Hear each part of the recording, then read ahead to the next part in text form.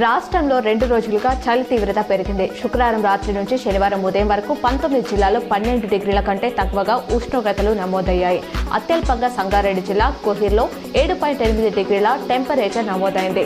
అటు దిత్వా తుఫాన్ వల్ల పలు జిల్లాల్లో ఇవాళ వర్షాలకు ఛాన్స్ ఉందని వాతావరణ శాఖ తెలిపింది.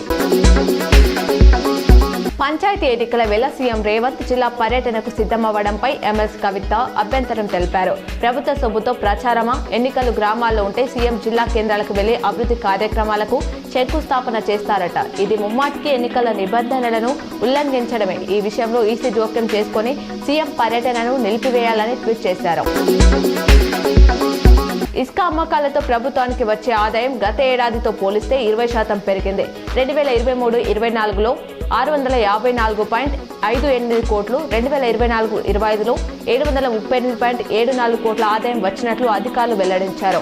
ప్రస్తుత ఆర్థిక సంవత్సరంలో ఇప్పటి వరకు 138.07 మెట్రిక్ టన్నుల ఇసుక విక్రయించగా 600 కోట్లు వచ్చినట్లు పేర్కొన్నారు. మరో 4 నెలల్లో ఈ మొత్తం 1000 కోట్లకు చేరుతుందని అంచనా వేశారు.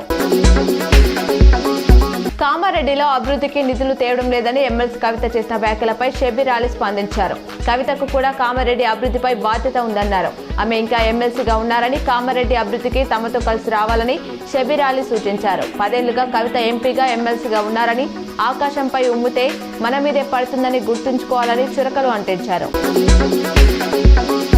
టీచర్ ఎలిజిబిలిటీ టెస్ట్ టెట్ దరఖాస్తుల గడువు నిన్న అర్ధరాత్రితో ముగిసింది. సాయంత్రం 6 గంటల వరకు 2,26,956 దరఖాస్తులు వచ్చినట్లు అధికారులు తెలిపారు.